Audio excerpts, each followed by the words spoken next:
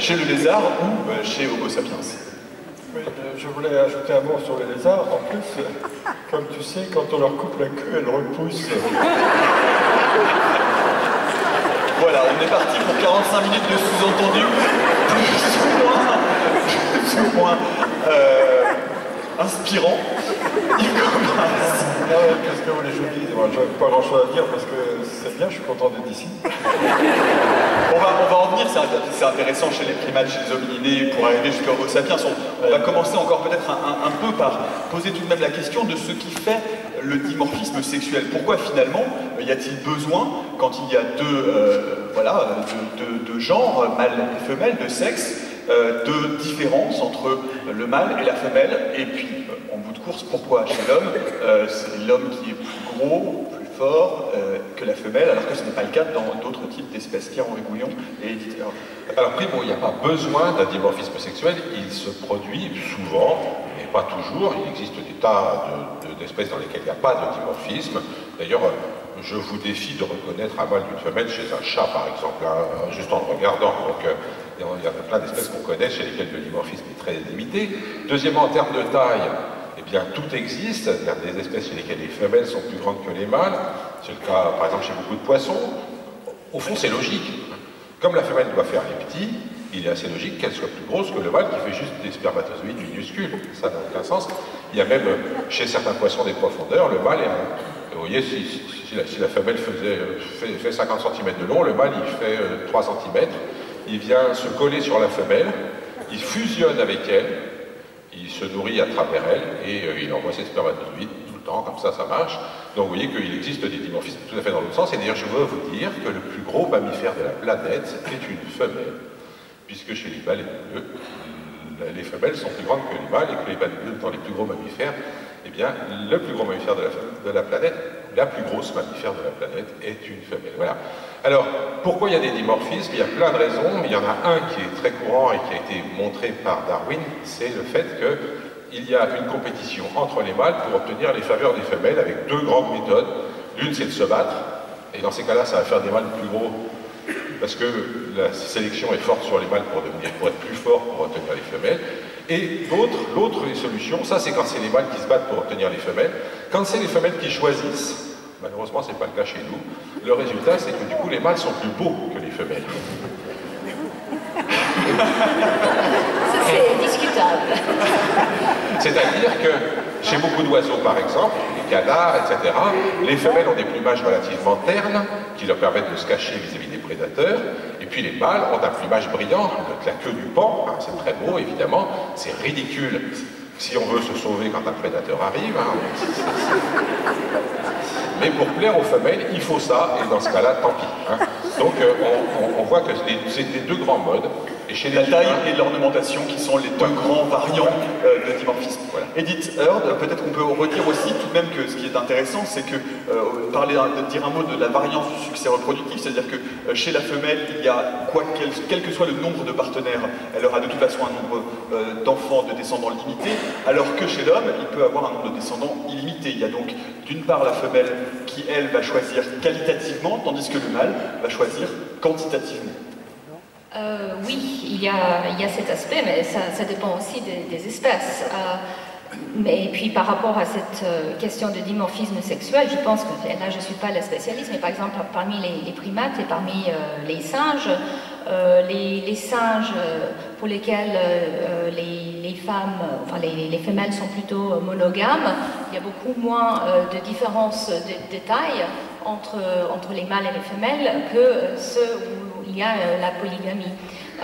Mais au niveau de cet avantage de la reproduction sexuelle, je pense que le point le plus important, c'est quand même cette capacité de vraiment générer des nouvelles combinaisons et des nouvelles variations génétiques dans la progéniture. Et si on revient sur le cas des mammifères comme nous, placentaires, où il y a donc chez les femmes 2 chromosomes X et chez les mâles un X et un Y, la présence de 2 chromosomes X chez les femelles peut aussi donner beaucoup plus de variété ou variation dans l'expression des gènes sur le X. On a 2 copies par rapport à une copie. Et ça peut avoir un impact, on le sait maintenant, sur certains aspects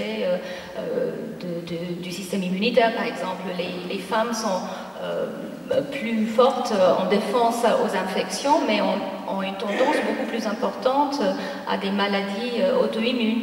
Donc nous savons qu'effectivement, cette différence de chromosomes sexuels peut avoir un avantage pour se reproduire, pour la variété et l'évolution de l'espèce, mais peut avoir un impact aussi sur les individus et leur manière de se comporter face à leur niche écologique, on va voir. Yves Coppens. Oui, ce que j'entends, c'est un cauchemar. Non, pas à chaque fois, pas à chaque fois. Je vais vous raconter quelque chose de simple. Il y a des préhumains avant des humains, ça c'est simple. Et les préhumains et les humains descendent dans et hommes, chimpanzés et paninés, ça s'appelle des paninés et des hominidés. Donc on part de 10 millions d'années. J'interrogerai tout à l'heure. 10 millions d'années en Afrique tropicale, il y a un coup de sec. Mais un coup de sec qui va découvrir un peu la forêt, mais la découvrir un peu seulement. Et ce qui est très intéressant, c'est qu'entre 10 millions d'années et 3 millions d'années, il y a 2 phases, facile à comprendre, hein, facile à suivre. 2 phases, une longue qui va de 10 millions à 4 millions, et une courte qui va de 4 millions à 3 millions d'années. Et bien dans la longue de 10 millions d'années à 4 millions d'années, les préhumains que l'on découvre sont peu nombreux, mais on a quand même suffisamment d'éléments pour savoir que le dimorphisme sexuel, voilà là où je me raccroche à mes collègues, le dimorphisme sexuel n'est pas très important. Et il n'est pas très important, c'est un peu le type gibbon. Probablement parce que ces animaux, ces êtres, pas animaux, ces êtres, sont déjà des préhumains, sont monogames, et puis aussi parce qu'ils sont encore, même si la forêt est claire, abrités par la forêt. Donc il y a l'abri de la forêt qui fait qu'ils sont moins vulnérables que ceux qui vont suivre. Or, ce qui est fantastique, c'est qu'à partir de 4 millions d'années, jusqu'à 3 et au-delà, mais au-delà c'est une autre histoire, le dimorphisme sexuel devient extrêmement important. C'est là que se situe Lucie. Lucie est non seulement une femelle, mais une petite femelle.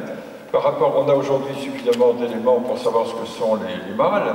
Et les mâles sont gros, sont importants, sont puissants.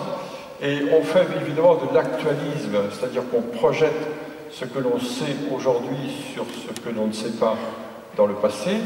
Et c'est pour ça qu'on projette l'histoire, le modèle des gibbons sur la première partie et le modèle des babouins sur la deuxième partie. Et les babouins, qu'est-ce que c'est? Ce sont des bêtes qui vivent en paysage découvert. Comme ils vivent en paysage découvert, les femelles et les petits sont protégés par des mâles plus gros avec des grosses canines, des fortes canines. Un petit peu pour la sélection entre mâles dont a parlé Pierre-Henri, mais aussi parce qu'ils protègent, ce sont des protecteurs. Ils protègent le troupeau des femelles et des petits. Et ce sont des bêtes qui vivent en grande société.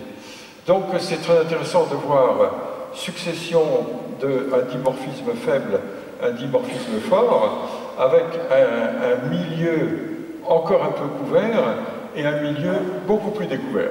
Et quand c'est beaucoup plus découvert, on est beaucoup plus vulnérable. Quand on est beaucoup plus vulnérable, il vaut mieux se protéger de la dent du prédateur. Merci. Un mot justement, peut-être Yves Coppens, du rapport et des différences entre les différents hominidés, les primates et nous. Il y a effectivement, comme vous venez de le dire, une grande différence. Il y a certains primates où il n'y a quasiment aucun dimorphisme, comme les strepsirrhiniens, je parle sous le contrôle, les muriens, les noris qui sont quasiment idotiques, et d'autres primates, comme chez le gorille, où les gorilles mâles peuvent faire jusqu'à 2 fois la taille de la femelle. Finalement, où se situerait Homo sapiens dans cet éventail-là? Est-ce que finalement le dimorphisme d'Homo sapiens, du nôtre, est un dimorphisme assez limité. Si on s'en tient à notre ossature, à notre squelette, à part le bassin, on a du mal à distinguer un squelette d'homme d'un squelette de femme. Vous, peut-être? Moi, ça va. Oui, vous avez raison, les strepsirrhiniens, ils les savent, hein. Les strepsirrhiniens, ce sont des adapiformes, vous ne m'aurez pas, hein. Je ne prétends pas essayer. Hein. Et les lémuriformes, et en effet, ceux-là n'ont pas grand dimorphisme. Et au contraire, il y a un grand dimorphisme chez les gorilles. Vous m'embêtez parce que les gorilles, c'est justement l'exception de ce que je racontais tout à l'heure, c'est-à-dire que bien qu'en forêt, ils ont ce dimorphisme. C'est pas énorme, hein, c'est pas considérable par rapport à d'autres bêtes comme les babouins dont je parlais tout à l'heure. Ceci étant dit, l'homme est en effet entre les deux. Et pourquoi est-il entre les deux? Peut-être parce que la lutte entre mâles n'est pas tout à fait la même, peut-être parce que la culture a apporté un autre élément, peut-être que la vie en société, enfin tous les primates sont sociaux, hein, mais la vie dans une société organisée d'une autre manière apporte un autre équilibre, la preuve, entre hommes et femmes. C'est un grand sujet aujourd'hui, c'est un sujet important. Et donc ce dimorphisme est moins important. Ceci étant dit, il demeure, et je vais vous dire une chose abominable, les anthropologues constatent que la taille des canines, comme les babouins, la taille des canines chez les mâles, chez les hommes, chez les humains mâles, est un petit peu plus forte que la taille des canines des femmes. Quand je dis ça à ma femme, elle est furieuse, oui. Un mot peut-être aussi, éditeur ou Pierre-Henri Gouillon, sur cette évolution, puisque Yves Copin vient de parler d'une composante culturelle. Je citais dans cette introduction de cette émission, et Pierre-Henri Gouillon, vous en parliez tout à l'heure, les thèses de Françoise Héritier. Est-ce qu'on peut penser qu'il y a eu dans l'évolution d'Homo sapiens, dans l'évolution du genre Homo, une composante culturelle qui, sortie de la pression évolutive dont on parlait tout à l'heure pour le dimorphisme, c'est-à-dire la nécessité de compétition intra- et intersexuelle entre les mâles pour être le plus fort et la sélection par les femelles qui choisissent le plus fort pour la descendance, en dehors de cette pression évolutive-là, il y aurait eu une composante culturelle qui fait qu'effectivement, les femelles, au bout d'un moment, Homo erectus sapiens, peu importe, vous allez me dire votre avis là-dessus, auraient moins eu accès à de la nourriture, pas de la nourriture aussi chargée en protéines, en éléments nutritifs forts, et que ça aurait du coup une influence sur le développement et sur l'accentuation de ce dimorphisme. Éditeur, qu'en pensez-vous? Alors, moi je pense que les échelles de temps sont vraiment pas compatibles. On a, pour l'évolution, on va dire, du génome et de la séquence de l'ADN qui va faire qu'il y a des développements différents, l'échelle de temps n'est absolument pas valable. Enfin, je pense que vous pouvez mieux répondre sur ça. Par contre, je suis absolument convaincue que l'évolution culturelle peut aller beaucoup plus vite et peut avoir une influence sur la manière que les dimorphismes sexuels soi-disant de comportement et autres peuvent changer. Donc là, je pense qu'effectivement, il y a des changements. Par exemple, la manière que nous sommes nourris, ça c'est quelque chose de culturel. On n'a qu'à regarder la taille moyenne des gens, pas des femmes ou des hommes, mais de tout le monde. Dans certains pays où le lait est donné pendant une période beaucoup plus importante au cours de la croissance de l'enfant, là on voit que la taille moyenne de l'humain a vraiment grandi. Donc je pense que ce n'est pas une évolution dans le sens, on va dire, génomique, mais une évolution culturelle qui peut beaucoup changer. Et par ailleurs, je pense que aussi l'attitude des hommes par rapport aux femmes et vice-versa peut changer très vite aussi. On a pu regarder le mouvement MeToo pour voir à quel point on peut basculer très vite dans des comportements et des appréciations très différentes. Pierre-Henri Gouillon. Alors, on vient d'aborder énormément de choses là, je pense qu'il va falloir clarifier. Premièrement, les dimorphismes sexuels, c'est toutes les différences qu'on trouve entre les hommes et les femmes. Par exemple, en gros, en moyenne, très nettement, les femmes ont les cheveux plus longs que les hommes. D'accord ? Évidemment que cette différence fait partie du dimorphisme sexuel, mais qu'elle est très très directement fonction du milieu culturel dans lequel on se trouve, et que dans d'autres milieux, les mêmes différences sexuelles donneront des différences autres. D'ailleurs, même quand j'étais jeune, moi, croyez-le ou pas, mais on avait les cheveux très longs, les hommes qui avaient les cheveux. Voilà. Donc ça c'est un premier point, effectivement. Culturellement, vous pouvez changer des tas de trucs et vous pouvez imaginer tout changer. On m'a déjà dit, mais enfin, même, il n'existe aucun milieu dans lequel les hommes courraient moins vite que les femmes. C'est pas vrai. Si vous fabriquez une culture dans laquelle les garçons n'ont pas le droit de sortir du lit avant l'âge de 15 ans, pendant que vous faites faire du sport à fond aux filles, et bien les filles courront plus vite que les hommes. Donc on peut changer tout culturellement. Ça c'est un premier point. Bon. Un aspect particulier du dimorphisme, c'est le dimorphisme de taille. Et là, il se trouve que le travail d'une collaboratrice de Françoise Héritier, qui s'appelle Priscille Touraille, a été intéressant parce qu'elle a mélangé les deux, justement. Donc c'est à la fois du culturel et du biologique. La question est la suivante. Comment se fait-il que les femmes restent si petites? Au fond, la question n'est pas tellement de savoir pourquoi les hommes sont grands. Bon, ben voilà, c'est intéressant pour se bagarrer, pour tout ce qu'on voudra. Seulement pour les femmes aussi, ça serait intéressant d'être plus grandes. Pourquoi? Parce que les humains ont une grosse tête, ça c'est une particularité de notre espèce, pour le coup, et que du coup, la naissance est un moment difficile. Or, on a pu montrer que jusqu'à une époque récente dans nos sociétés, les morts en couche étaient très très largement augmentées par la petite taille des femmes. Les femmes petites meurent plus en couche que les femmes grandes. Donc ça aurait dû sélectionner pour des femmes plus grandes. Qu'est-ce qui a empêché que cette sélection fonctionne? C'est ça la question que s'est posée Priscille Touraille. Donc c'est pas la question de savoir pourquoi les hommes sont plus grands que les femmes, mais pourquoi les femmes n'ont pas augmenté leur taille, étant donné qu'il existe cette pression de sélection. Et il n'y a que deux réponses qui tiennent la route. L'une, c'est effectivement que dans toutes les sociétés, les hommes ont eu tendance à conserver les nourritures riches, pas la nourriture en général, mais les protéines, les choses qui permettent de croître. Et bien ces parties-là de la nourriture ont été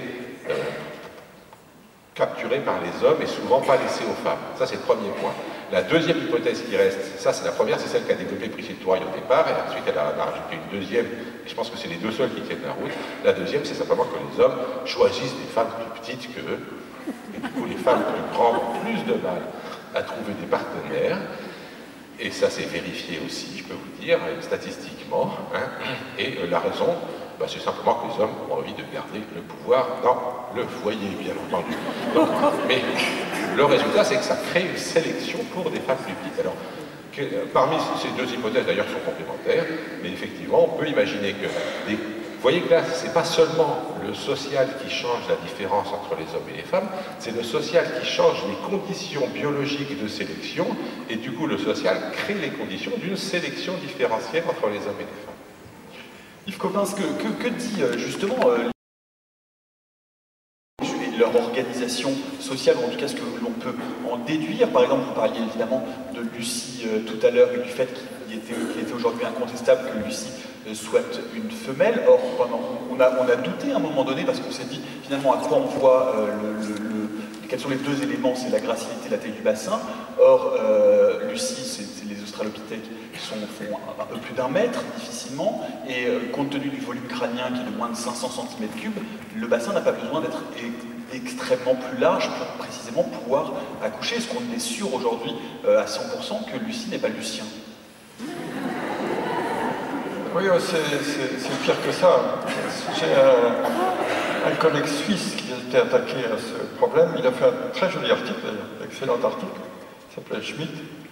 Et le mâle de Lucie, il l'appelait Lucifer. Pas gentil, hein. Donc, c'est vrai qu'à l'origine, on s'est appuyé, c'est toujours la même chose, toujours la même histoire d'actualisme, sur le fait que si Lucie était une humaine d'aujourd'hui, son bassin ressemble plus à un bassin de femme qu'à un bassin d'homme. Et on est parti là-dessus, et puis au lieu de trouver 52 morceaux comme ceux de Lucie, on en avait déjà trouvé d'ailleurs l'année précédente, on en a trouvé d'autres l'année suivante. Les fouilles ont été reprises à partir de 90, on en a ajouté encore d'autres, donc on en a plusieurs centaines aujourd'hui. Et sur les plusieurs centaines, on a les deux courbes de Gauss classiques qui se croisent, c'est-à-dire qu'on a des petits mâles et des grands mâles, et puis des mâles moyens, et puis on a des femelles moyennes, des petites femelles, puis des femelles moyennes. Or, il se trouve que dans ces deux courbes populationnelles, quand on a une population, on peut mieux juger, hein, Lucie est incontestablement une femelle, c'est même une petite femelle, alors qu'il y a des mâles qui, au lieu d'1 mètre 10, font 1 mètre 50. Quoi.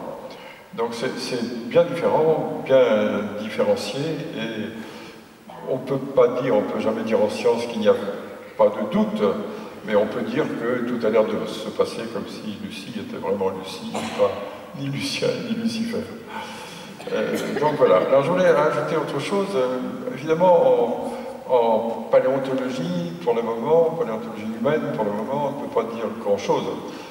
On projette des idées simplement. Par exemple, le fait qu'entre Lucie, préhumaine, on y était là tout à l'heure, on était à 3 millions d'années tout à l'heure, et puis l'humain, il y a un changement climatique. Un changement climatique qui a sûrement un rôle dans l'émergence de l'humain, l'émergence de l'humain en général.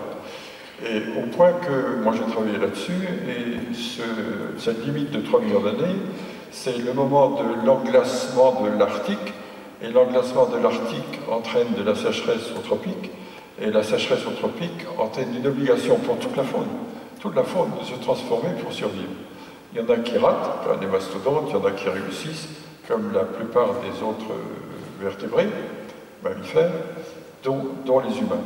Et les humains réussissent par quels moyens, si on peut dire, mais c'est de la sélection naturelle, banale, par le changement de la respiration, le larynx descend, par le changement des dents, n'ayant plus assez de végétaux, ils mangent de la viande, et le changement de la tête, le cerveau devient plus important, plus plissé, plus riche, plus irrigué, etc.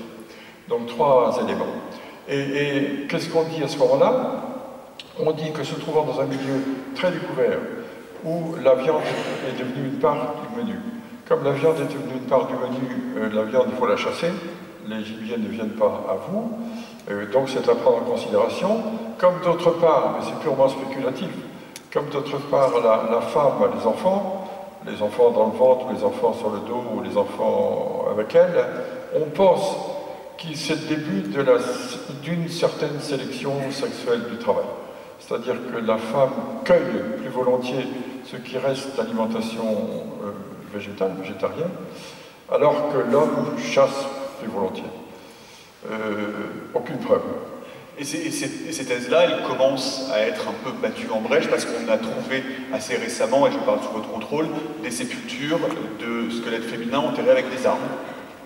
Oui, mais moi je vous parle de 3 millions d'années, vous me parlez de quoi là? 100 000 ans? Ah oui, j'ai avancé un peu. J'ai avancé un petit peu. Mettez des euros au bout de votre chèque, c'est nul. Plus sérieusement, sur cette, vous pensez que pour le moment c'est purement spéculatif, c'est-à-dire qu'il n'y a vraiment rien qui peut attester de cette division, de cette subdivision du travail qui aurait exercé un peu plus de pression sélective? C'est une histoire logique, mais on n'a pas les moyens de la prouver.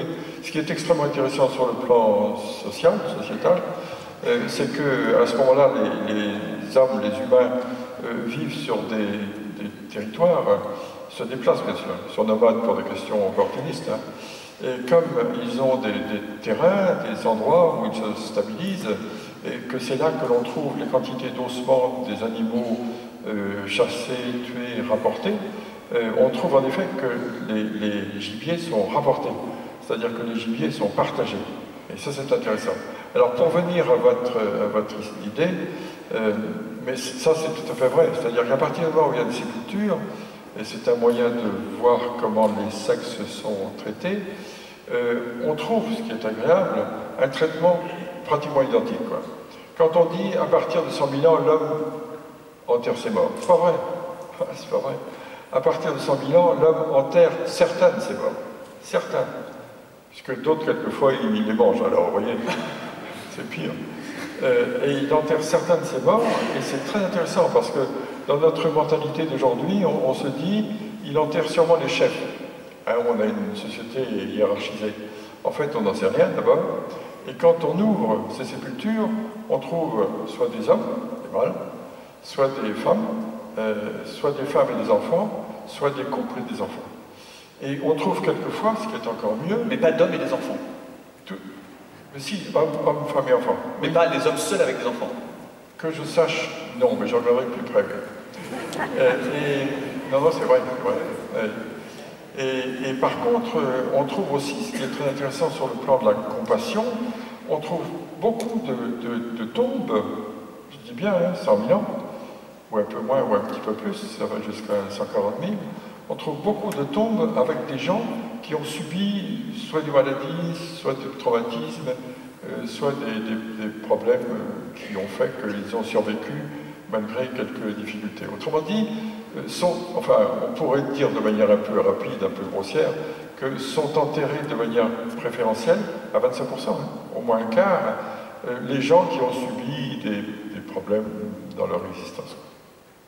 Pierre-Henri Mouillon, Edith Heard, sur ce que vient de dire Yves Copin, sur l'organisation sociale du travail qui aurait pu fonctionner comme une forme de pression évolutive. Pierre-Henri Mouillon. Non, moi je pense que je pense qu'effectivement il nous reste pas mal de choses à découvrir, mais ce qui est intéressant, c'est que je pense qu'effectivement il y a beaucoup de gens qui croient que notre société, parce qu'elle protège les gens contre les maladies, etc., a supprimé la sélection. En réalité, les sociétés ne suppriment pas la sélection, elles en changent les règles. C'est-à-dire que si jamais vous ne nourrissez pas de la même façon les hommes et les femmes, vous changez les règles de la sélection par rapport à ce qui se passerait s'il n'y avait pas ce genre de choses. Et ça, si on veut le comprendre, eh ben, il faut coopérer entre les gens qui font de l'anthropologie, de la paléoanthropologie, de la génétique. Et c'est seulement une démarche pluridisciplinaire qui permet de voir ça, parce qu'il y a des éléments de génétique, des éléments d'anthropologie, et c'est pas facile. Ça tombe bien ce qu'on va essayer de faire aujourd'hui. C'est d'autres, oui, mais on ne fait pas de la recherche, là. Et c'est d'autant plus difficile que c'est des sciences qui ont du mal à se parler. La génétique a été très mal vue par les sciences humaines pendant très longtemps. C'est vrai que la génétique a servi de base à l'eugénisme et voire même au nazisme. Et il y a eu toute une période dont je me souviens très bien où dès qu'on osait dire qu'il y avait des gènes qui pouvaient avoir des influences chez les humains, on était carrément catalogués crypto-nazis par la plupart de nos collègues des sciences humaines. Alors heureusement, c'est de moins en moins le cas, mais d'ailleurs, du coup, ça a créé une réaction en retour, et il y a toute une série de généticiens qui considèrent que les gens qui font des sciences humaines ne sont pas des vrais scientifiques, et donc on a une vraie difficulté structurelle à monter des recherches comme ça, et du coup, par exemple, quand quelqu'un comme Priscille Touraille propose ce genre d'hypothèse, il y a une volée de bois vert qui vient de la part de généticiens patentés qui n'ont pas du tout étudié la question, et qui considèrent que comme c'est une anthropologue, ça ne peut pas être sérieux. Et ça, c'est un peu pénible. Oui, je pense que je suis assez d'accord, et puis c'est des questions extrêmement complexes. Parlons comme scientifique, on n'a vraiment pas tous les éléments pour pouvoir déduire quelle pression culturelle, fonctionnelle ou autre fait qu'il y a des différences de taille ou autre chose. Donc en fait, je pense qu'effectivement c'est des questions passionnantes et il faut un dialogue entre les anthropologues, les généticiens, les historiens et je pense que les contributions par exemple de Françoise Héritier étaient extrêmement intéressantes et importantes pour stimuler ce type de débat et nous ne venons que commencer parce que nous commençons maintenant à comprendre un petit peu les gènes impliqués sur certaines type de comportement ou sur la physiologie de la femme, sur la manière qu'une grossesse va se passer. Donc les contraintes au cours de l'histoire sont tellement complexes, je pense que c'est difficile à... Alors c'est pour ça que moi particulièrement, je ne travaille pas sur l'homme, mais plutôt sur les modèles murins et autres, où là on peut essayer de distinguer l'influence culturelle, environnementale, de l'influence génétique sur la manière que les animaux se reproduisent, les différences phénotypiques entre eux. C'est extrêmement difficile avec l'homme. Voilà. Ça c'est ma conclusion. Juste un petit mot, il n'y a pas que la différence de taille comme dimorphisme sexuel.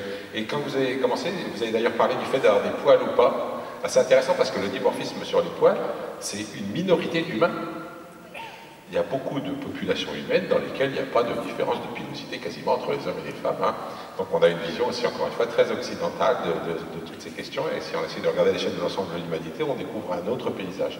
Il y a des gens qui ont sorti une hypothèse, je ne sais pas si elle tient encore, mais que l'histoire de la différence de pilosité, ça venait du Néandertal. Parce que c'est justement les populations qui ont été exposées au croisement avec les Néandertals qui ont une différence de pilosité entre hommes et femmes. Donc si ça se trouve, voilà, le fait qu'on soit fier d'être poilu, nous, ça veut dire qu'on est juste plus près de Néandertal que de Sapiens.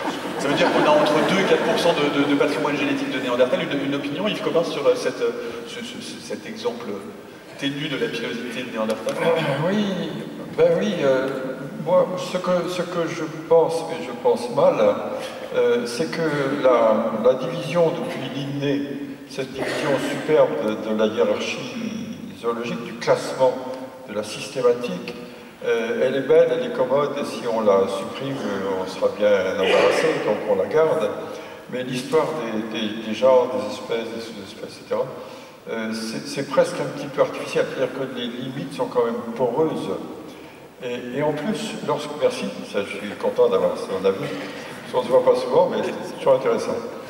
Et d'autre part, dans une certaine mesure, je pense aussi que, toujours, l'histoire culturelle, l'apparition de l'environnement culturel, a vraiment un effet de retour, de feedback, comme on dit en français, sur l'évolution naturelle. Et en ce sens, je me demande si les espèces successives d'humains ne sont pas une sorte de manière agréable pour nous, paléo-anthropologues, de classer les choses, parce qu'on adore classer en sciences naturelles, en sciences de la vie et de la Terre, on adore classer, on adore ranger.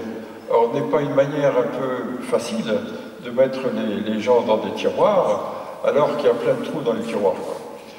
Ce qui veut dire que entre les espèces les dites espèces successives d'humains, il y a peut-être au moment de leur mutation, de leur transformation, des hybridations, des interfécondités possibles, et donc l'interfécondité légère quand même, légère mais intéressante, entre Néandertal et Homo sapiens, est maintenant joliment prouvée par la génétique, la paléogénétique, et en ce sens, à la limite, ne m'étonne pas, quoi.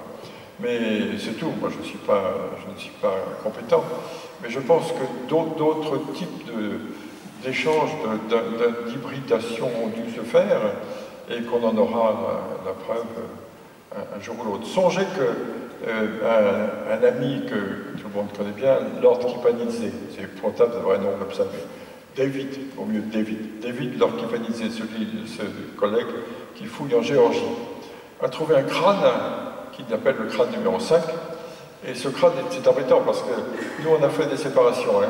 Homo habilis, Homo heidelbergensis, Homo ergaster, Homo erectus.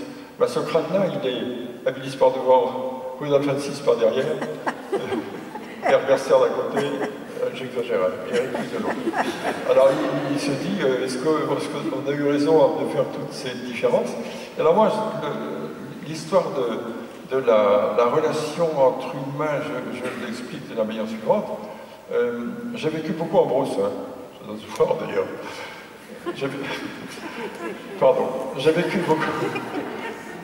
Il fut un temps où je dormais plus souvent sous la tente que dans mon lit, mais ça a changé un peu. Donc j'ai vécu beaucoup en brousse, j'ai vu bien les animaux, et j'ai vu bien des animaux s'ignorer. Les animaux sont dans leur groupe, et regardent vaguement ceux d'à côté, mais seulement vaguement. C'est-à-dire qu'une troupe d'éléphants croise une autre, là ils se donnent des coups de trompe quand même, mais presque en s'ignorant. Or les humains, qu'est-ce qu'ils ont les humains? Ils ont le langage articulé, ils se rencontrent, première réaction, vigilance, hein. On fait attention. Puis ensuite on se rapproche, et si ça ne va pas, on se tape dessus, c'est bien connu. C'est bien connu chez tous les humains de la Terre. Si ça va à peu près, on s'arrête et on échange des propos agréables, encore une fois avec de la méfiance, mais agréables. Et on échange, je pense en Afrique, on boit le thé ou on prend un verre d'eau ou je ne sais quoi. Et au bout d'un certain temps, on raconte des histoires sur le temps qu'il fait, on raconte des blagues d'ailleurs, sur le fait qu'il y a un peu plus de gibier ailleurs, mais c'est en Autriche. Ou bien un peu plus d'alimentation végétale ailleurs, etc. Et puis on échange des alliances, on échange des femmes et des hommes, et ça fait, enfin imaginez que, bien sûr c'est du rêve, mais que Habilis rencontre un Rudolf VI, ben, ça fait le crâne numéro 5 de Malicie. On va avancer un peu, sortir doucement de la présentation. On l'a dit, hein, Lucie, Australopithecus afarensis, il y a un grand dimorphisme. On a tendance à voir que le dimorphisme se réduit progressivement jusqu'à Sapiens. Ce qui m'amène à vous demander, Edith Heard, est-ce qu'aujourd'hui on a une échelle de temps suffisante pour se dire que petit à petit, compte tenu de la modification du mode de vie de Sapiens, on arrive vers une forme de nivellement de ce dimorphisme, c'est-à-dire des caractères sexuels secondaires, évidemment pas primaires, ou c'est trop tôt pour le dire, c'est difficile? Oui, je pense que, enfin, il y a quand même un dimorphisme sexuel. Hein, on n'a même pas évoqué le mot hormone, mais clairement, il y a des différences entre ceux de sexe masculin et ceux de sexe féminin. Donc il y a un dimorphisme sexuel. Alors, est-ce qu'on est en train d'estomper ces différences? Je pense que, puisqu'on ne connaît pas forcément les sources souvent, et comme je l'ai dit tout à l'heure, souvent il y a finalement des sources plus culturelles qu'autre chose, mais au niveau de nos corps, je pense que ces dimorphismes ne vont pas s'estomper tout de suite. Mais on commence à les observer, parce que par exemple, on vit beaucoup plus longtemps. Il y a quelques centaines d'années, on était mort à 30, 40 ans, on ne pouvait pas imaginer de regarder, observer le fait que les femmes vivent en moyenne beaucoup plus longtemps que les hommes, plus longtemps. Donc pourquoi? Quelles sont les raisons de ce dimorphisme sexuel alors qu'il s'agit d'une phase de la vie où on se reproduit plus? Donc pourquoi cette prolongation de vie? Et là, je reviens sur cette histoire de questions complexes. Et il y a donc bien sûr des gènes sur les chromosomes sexuels qui déclenchent aussi les différences hormonales que nous avons, mais qui peuvent aussi contribuer à cette différence génétique entre hommes et femmes, comme l'a dit Pierre-Henri tout à l'heure. Les hommes, ils ont moins de gènes que les femmes. Et en plus, la présence de deux chromosomes X, qui sont deux grands chromosomes, et il y en a un des deux qui est exprimé en général chez les femmes, il y a ce processus épigénétique qui est l'inactivation du X, nous réalisons de plus en plus que les femmes non seulement sont des mosaïques, mais entre femmes, il y a des différences d'expression de gènes liées au chromosome X. Et ça peut donner des différences qu'on n'a même pas réalisées jusqu'à récemment d'expression génique dans le système immunitaire, dans le cerveau, etc. Donc je pense qu'il y a beaucoup de différences qu'on n'a même pas réalisées encore. On peut peut-être justement préciser ça parce que c'est intéressant, effectivement, sur les deux chromosomes X chez la femme, il faut qu'il y ait l'un des deux chromosomes qui soit désactivé, alors pas totalement, en partie, parce que sinon ça produit trop de protéines, donc ce serait de l'auto-intoxication en quelque sorte. Oui. Vous pouvez nous expliquer ça, c'est passionnant. Pierre-Henri, au départ, les chromosomes sexuels, en fait, le Y, c'est un chromosome X dégénéré, en fait. Au départ, il y avait deux chromosomes identiques, c'était comme les autres chromosomes, un couple. Et petit à petit, avec l'évolution de ce chromosome Y qui porte les gènes clés pour la masculinité, le chromosome X est resté intact, mais avec beaucoup de gènes et de tailles très différentes du Y. Donc c'est des équilibres d'avoir deux X chez les femmes et un X chez l'homme à demander un processus de compensation. Et dans différents organismes, ça se passe différemment, mais en tout cas chez nous, chez les mammifères, c'est un des deux X qui est inactivé au cours du développement chez les femmes. Mais pas le même dans toutes les cellules. Hein. C'est ça, voilà. C'est-à-dire que c'est une mosaïque sur tout le corps. Non, mais voilà. Et alors, autre question, ce fameux Y dégénéré, comment se fait-il, en termes de génétique, c'est une aberration qu'il se maintienne? Comment se fait-il qu'il n'ait pas tout simplement quasiment disparu en fait? Mais dans certains mammifères, c'est disparu. Mais en fait, ce qu'on voit, ces espèces, ils ont quand même des mâles. Donc l'idée, c'est que le Y disparaît, mais ailleurs dans le génome apparaît un gène qui va déterminer le sexe masculin. Donc un autre facteur qui va pouvoir faire cette différence sexuelle. Mais non, c'est pas du tout une aberration, c'est une conséquence de la manière que les chromosomes sexuels ont évolué pour garder, pour maintenir le locus qui est essentiel pour déterminer le sexe mâle, dans le cas de l'homme c'est SRY, en fait le reste du chromosome est un peu dégénère autour. Il faut empêcher la recombinaison avec le X pour pouvoir maintenir justement ce locus un peu unique. Mais la conséquence c'est qu'effectivement ça peut disparaître. Et donc il y a Jenny Grace, qui est une grande généticienne en Australie, a prévu que le Y chez l'homme pourrait disparaître dans 1 ou 2 millions d'années. Mais alors il y a des gens qui ne sont pas d'accord. Bien sûr, c'est souvent les hommes qui ne sont pas d'accord. Pierre-Henri n'a pas l'air très d'accord, pour le coup. C'est le calcul de base. C'est pas que je ne suis pas d'accord, c'est que je trouve que les gens qui font des prévisions à 1 million d'années manquent beaucoup de courage parce qu'évidemment... on sera certainement plus là, oui. Pierre-Henri Gouillon, sur ces questions de modification du dimorphisme et de la génétique aujourd'hui. Alors, je pense que le problème, c'est que bon là, on va pas avoir le temps d'aller dans le détail, hein, mais bon, on comprend très très mal la génétique. On a encore un peu de temps. Hein, oui, mais le problème, c'est que quand on dit qu'un gène détermine quelque chose, il faut bien comprendre que ce qu'on veut dire, c'est que les variations de ce gène déterminent les variations qu'on regarde. C'est-à-dire que c'est pas un gène qui détermine un truc comme ça qui bouge pas, mais donc si, par exemple, quand on dit que le gène est déterminé par les chromosomes sexuels, ce qu'on veut dire, c'est que le sexe est déterminé par les chromosomes sexuels, on peut dire que, eh bien, selon quel chromosome sexuel vous avez un sexe ou un autre. Quand on dit que le sexe est déterminé par la température, ça veut dire qu'effectivement, chez certains reptiles, par exemple, eh bien, la température d'incubation des œufs va faire qu'on fait un mâle ou une femelle. Mais évidemment qu'il y a des gènes derrière. Il y a des gènes qui produisent des protéines qu'on dit thermosensibles et qui vont réagir différemment en fonction de la température. Donc évidemment que chez ces reptiles, les gènes jouent un rôle dans la détermination du sexe, sauf que le rôle qu'ils jouent, c'est de fabriquer une protéine qui, selon la température, fera un mâle ou une femelle. Donc vous voyez, le dimorphisme sexuel, c'est pareil, quand on va parler de génétique, il va y avoir des gènes qui vont jouer, qui vont produire des hormones, par exemple, et il va y avoir une réaction au fait de produire ces hormones qui va être une réaction en termes de développement de telle ou telle partie du corps, le fait de perdre ses cheveux, etc. La testostérone, ça fait tomber les cheveux, bon voilà.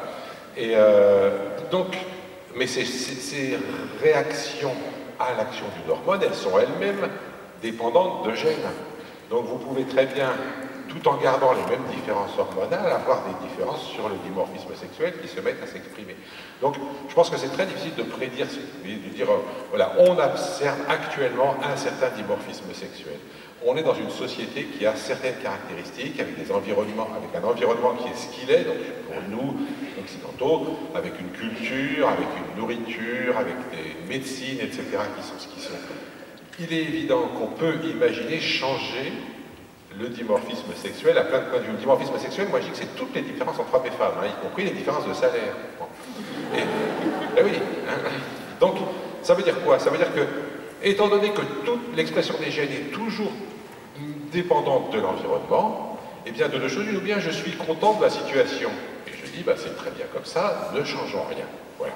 Ou bien je trouve qu'il y a certains dimorphismes, comme les différences de salaire, qu'il faudrait changer, et je peux toujours essayer de changer l'environnement de façon à changer la façon dont ce dimorphisme va s'exprimer dans l'environnement tel qu'il est.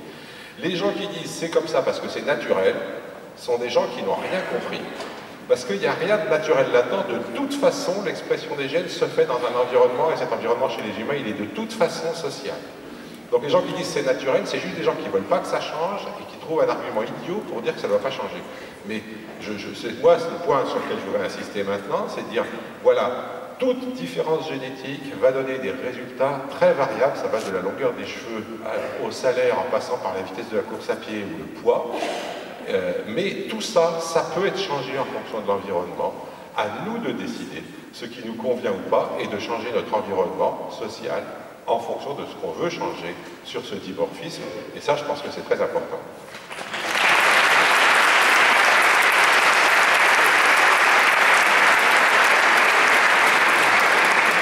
Alors, une question en paléoanthropologie ou en ethnologie, des sociétés qui soient des sociétés un peu plus isolées sur une base matriarcale ou polyandre, où on pourrait trouver des dimorphismes atténués, voire inversés, par exemple, Yves Coppens. Je ne suis pas ethnologue, je n'en sais rien, mais tout existe, quoi. Les gens qui ont étudié toutes les sociétés, enfin un certain nombre de sociétés à travers le monde, ont trouvé tous les cas de figure. Et je suis très heureux d'avoir entendu Pierre Gouillon parler de l'environnement sociétal, c'est ce que j'appelais de manière un peu grossière l'environnement culturel, mais évidemment que ça a un rôle. L'environnement tout court, l'environnement naturel, a un rôle essentiel dans toute l'histoire de l'évolution, et l'environnement culturel s'y ajoute à partir de 3 millions d'années ou quelque chose de ce genre. Donc c'est extrêmement intéressant. Et en effet, dans l'histoire de l'ethnologie mondiale, on doit trouver tous les cas de figure, sauf que il y a quand même des cas qui sont majoritaires par rapport à d'autres. Mais encore une fois, je ne suis pas compétent, alors c'est difficile de répondre, mais vous avez parlé de polyandrie, en effet ça existe.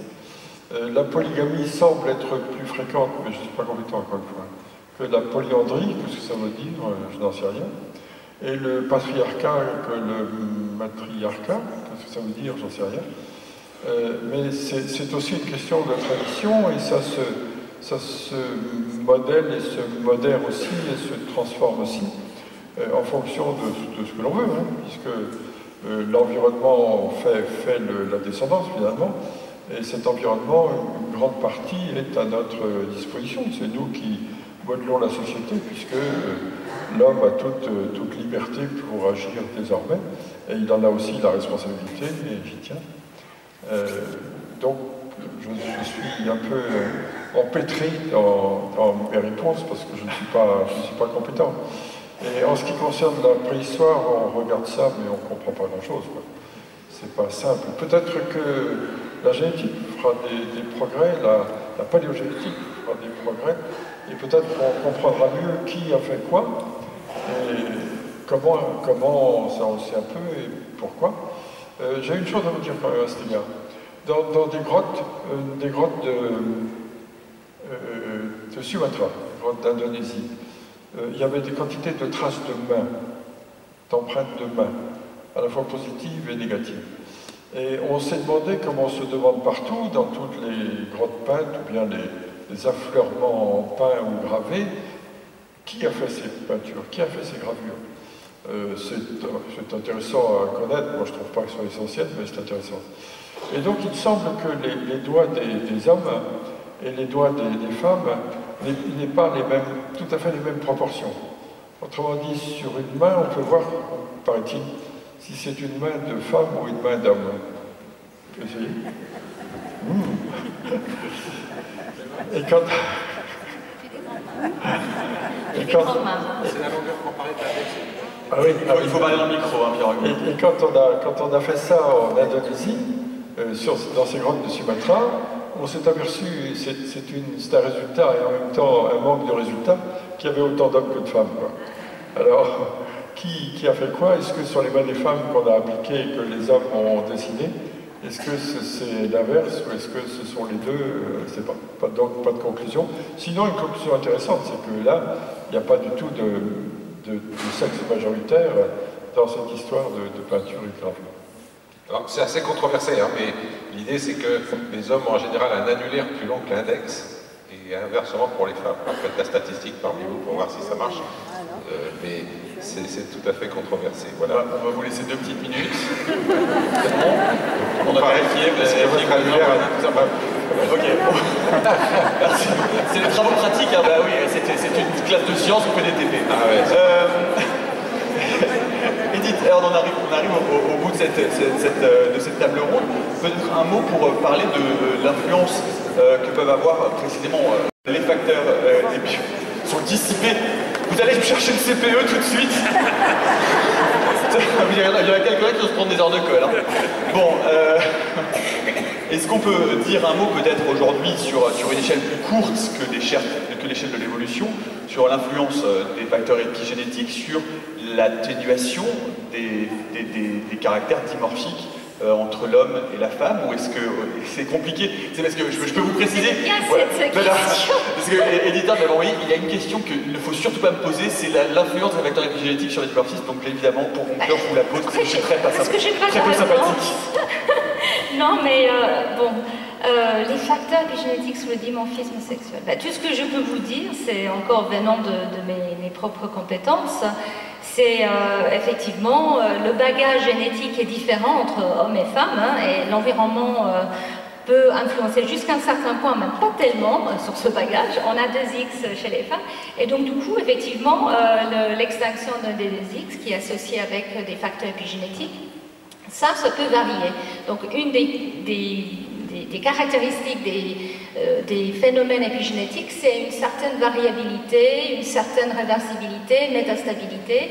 Et effectivement, comme je le disais tout à l'heure, il y a beaucoup plus de variabilité chez les femelles qui ont un X inactif et l'autre actif. Cet X inactif, il peut se défaire un petit peu. Donc il y a des gènes qui peuvent s'exprimer en double dose chez les femmes, alors que dans d'autres femmes, elles sont exprimées en simple dose. Donc ça, c'est clair que ça peut avoir un impact sur les différences, au moins moléculaires. Donc on a beaucoup parlé de comportement, etc. Mais si on regarde moléculairement, qu'est-ce qui se passe dans les cellules d'une femme ou dans les cellules d'un homme, en général, les variations sont un peu plus importantes dans les cellules d'une femme. Donc ça peut être un avantage ou un désavantage, mais en tout cas, c'est un constat. Je ne sais pas si j'ai répondu à votre question. Alors, je vais la prendre par un autre angle que nous enseignent aujourd'hui des cas très particuliers, comme des enfants qui naissent avec un double X et qui ont des appareils génitaux masculins, que nous apprennent par exemple ce cas particulier que j'ai... C'est pas de l'épigénétique, ça c'est de la génétique, c'est des gènes. Donc en fait, un individu qui a 2X, un Y, ça c'est le syndrome de Klinefelter, il y a quand même des symptômes qui sont liés à l'effet d'avoir 2X avec peut-être des gènes effectivement qui ont double dose peuvent influencer la manière que ces individus développent. Et des individus qui ont 2X et pas de chromosome Y peuvent avoir donc un gène SRY qui a été transloqué sur le chromosome X. Donc pour moi, c'est pas de l'épigénétique, je suis désolée. Bien sûr, non, mais tout à fait. Il y a ce cas, Pierre-Henri Bouillon, je vous donnais la parole, il y a ce cas intéressant de la ville de Salinas, qui est un village isolé en République dominicaine, où un enfant sur 50 naît avec des organes génitaux féminins, avant de développer un pénis à la puberté vers 12 ans. Il a un patrimoine génétique XY. Est-ce que ça nous dit que, encore une fois, tout n'est pas qu'une affaire de génétique, Pierre-Henri Bouillon, tout n'est pas lié à ce petit chromosome dégénéré Y qui n'en prête tant de vertu ou de dégénérescence. Non, mais il peut y avoir des variations d'expression des gènes, et puis il peut y avoir des variations génétiques qui font que les autres gènes ne s'expriment pas de la même façon. C'est ça, s'il y a un village comme ça, probablement il y a une spécificité génétique qui fait que le chromosome Y, le SRY, ne s'exprime pas. Et il faut quand même dire que c'est des gènes aussi sur des autosomes qui influencent le développement de l'appareil génital. Et donc en fait, on peut avoir des mutations ailleurs dans le génome que sur les chromosomes sexuels qui vont influencer la manière que les gonades vont se former dans des individus. Donc il peut y avoir une mutation dans Et d'ailleurs, réciproquement, je vais vous dire que les individus qui sont X0, c'est-à-dire un individu qui a un seul chromosome X, eh bien, ressemble à une femme. Ce qu'on voit, c'est une femme. Mais quand même, le fait d'avoir un seul X, ça fait que c'est des femmes qui sont stériles, le syndrome de Turner. Et on a dit, alors ça aussi c'est controversé, que selon que l'X qu'elle a vient de son père ou de sa mère, bien que ça soit le même chromosome, ça ne donne pas le même résultat. Parce qu'il y a là des effets épigénétiques qui vont faire qu'un chromosome X qui vient du père, un chromosome X qui vient de la mère, ça ne donne pas les mêmes résultats sur plein de choses. On a dit que ça changeait le caractère, etc. Je pense que c'est pas assez avancé pour que je veuille développer ça. Il y a de la vérité là. Absolument. Parce qu'il y a des gènes, effectivement, qui sont soumis à l'empreinte, ne sont pas exprimés quand ça vient du X paternel, mais... Donc c'est là qu'on voit qu'il y a des effets épigénétiques indéniables sur les chromosomes X. Ça se voit dans le cas des X0. Et ce sera le mot de la fin. Merci beaucoup, Edith Heard, Yves Coppin, hormonales qui sont très importants pour certains caractères. Alors, je pense que chez l'humain, on peut peut-être presque les oublier parce que notre culture fait qu'on domine nos impulsions, etc. Mais par exemple... ça au patron d'entreprise, on verra. Non, quand même. Il y a des femmes aussi qui peuvent être très dures. Madame Thatcher, par exemple. Voilà, mais on se demandait si c'était vraiment une femme. C'est la partie cliché de cette table ronde, là on y va, on lâche tout. Mais je voulais quand même dire que, voilà, moi je fais le constat quand on prend un chat ou un cheval mâle et on castre, on fait une castration, on voit bien qu'il y a une différence d'agressivité, de comportement. Donc c'est un constat, effectivement, le testostérone peut effectivement augmenter certains traits, mais c'est absolument essentiel pour le fonctionnement de mâle. Donc, il y a des différences hormonales, mais je pense que l'homme et la femme peuvent dépasser ces influences. Voilà. Une autre question. Monsieur, bonjour. Pour moi, c'est très important, effectivement, d'encourager les enfants, femmes et hommes à aller dans les sciences. Je peux vous dire de manière très personnelle comment moi j'ai réussi à rentrer en sciences. Et j'étais dans une école de filles. Je ne dis pas qu'il faut les écoles séparées, mais en tout cas, c'est un constat, en tout cas pour ma génération et les générations des femmes avant, qu'être dans un environnement scolaire où il était totalement naturel d'aller explorer les sciences, aussi naturel que l'art ou l'histoire, mais j'ai choisi les sciences. Et je pense que ça, c'était quelque chose qui était important il y a une ou deux générations. Maintenant, j'espère, je pense que les choses ont vraiment changé. Je vois ça avec mes propres enfants qui peuvent faire les choix qu'ils veulent sans avoir on va dire les regards ou les manières biaisées d'influencer la manière qu'une petite fille ou un petit garçon va apprendre à l'école, les choix qu'il va faire. Donc je pense que c'est très important de simplement permettre tout à tout le monde et que les femmes jouent un peu ce rôle de modèle pour essayer d'ouvrir. Et moi, je rêve du moment où on ne se posera même pas la question. Et d'ailleurs, c'est le cas, même dans mon travail, je vois dans mon équipe, quand les gens me disent « Mais combien d'hommes et de femmes vous avez ?»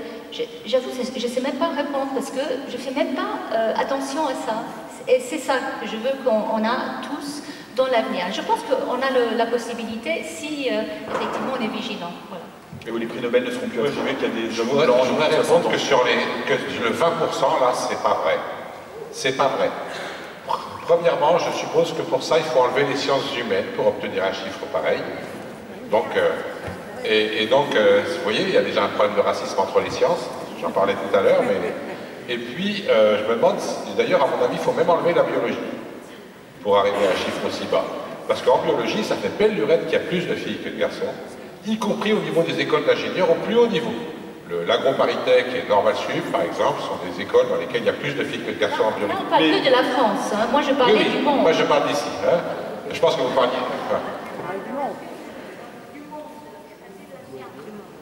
Merci, on est d'accord. Oui, je suis scientifique sociale, voilà. Mais on parle du monde, de la statistique qui a été donnée hier, voilà. Ouais, mais ça, moi, ces statistiques-là, à l'échelle mondiale, sur toutes les sciences, je trouve que... Bon, moi, je regarde en France, pour le moment, en biologie, ça a changé extrêmement vite.